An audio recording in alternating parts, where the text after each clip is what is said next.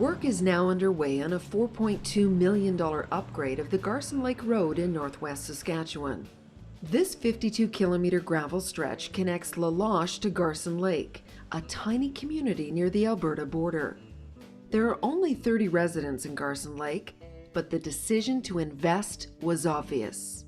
What it'll do is provide a critical link between ourselves and the rest of the northwest communities along the corridor into Fort McMurray. This is the next great frontier in terms of economic development, and certainly in Saskatchewan that's the case. There's no line in the sand that says that development doesn't transcend into Saskatchewan. While a northern road made out of snowpack connects the two provinces each winter, there's no direct route the rest of the year.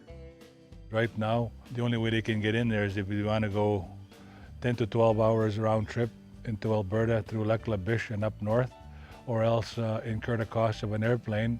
Apparently it's like 900 kilometers or 800 kilometers to drive around. Once this road is through here, it's going to be about 150 kilometers, I think, right from La Loche to Fort McMurray. Which is why beefing up this road is such a high priority for the provincial government. This past spring, the province announced a new 10-year, $5 billion transportation strategy. Under the northern component, known as the Northern Economic Infrastructure Strategy, or NEIS, roads would be upgraded and new roads built to connect the north with the rest of the province. Partnerships would be encouraged so northerners would gain valuable work experience, and a greater skilled workforce would help create new jobs. Anxious to get going, the province went public with its commitment, even though Ottawa had yet to commit funding. We were strongly encouraged by the Premier to try and advance the work and to figure out ways that we could demonstrate that our commitment was meaningful and was real. La Loche is the biggest village in Saskatchewan's northwest. 2 hours drive north, there's a new oil sands discovery. Many say it's equal to or better than the one at Fort McMurray. Further north lies untapped uranium. This activity, coupled with work on the Garson Lake Road, has had a noticeable impact on this Dene community. It's percolating, things are percolating, and things can only grow for us.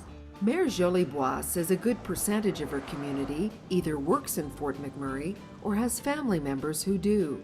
What the road will mean is people will have less time on the road and more time with the families, and the money that they will be making will be spending in the community, and so the families will be benefiting for sure. It's been a high priority for the last 25 years for this entire region, simply because of all the development and the employment opportunities that exist in Fort McMurray. Methy Construction has helped build many houses in La Loche. By partnering up with Silvertown Contracting from the south, crews are now learning new skills, which they can use on other job sites in the region.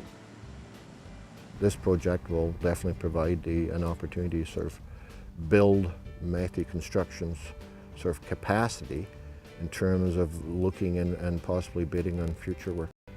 This bodes well for young people like grade 10 student Colin King, who wants to make a difference. There's lots of people up here, they want to get jobs and they'd like to make things better for themselves and others.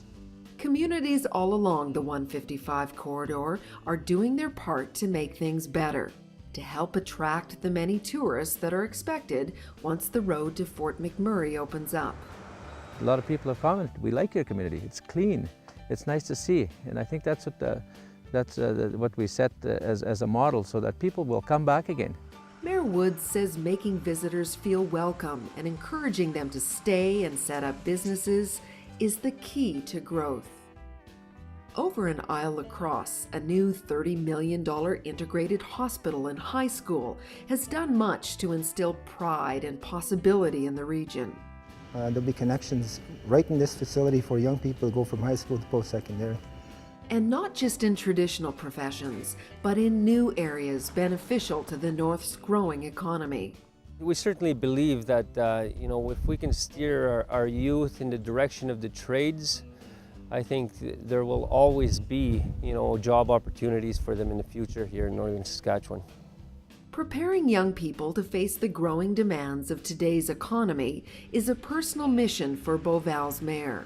We want our people into the suits. We want our people to become middle management, senior management.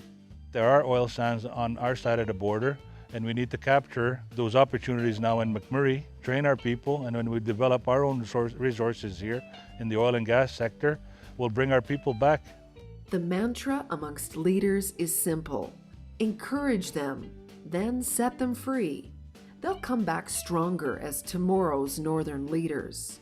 But the benefits of the Laloche to Fort McMurray connector don't just flow one way. Albertans have much to benefit from the Saskatchewan side as well. Despite some wet conditions, morale couldn't be better. I'll probably have 25 people from this area working for me, and some of them have some experience. Quite a few of them have some experience. These guys are as good a workers as I can get anywhere, and I enjoy working with them.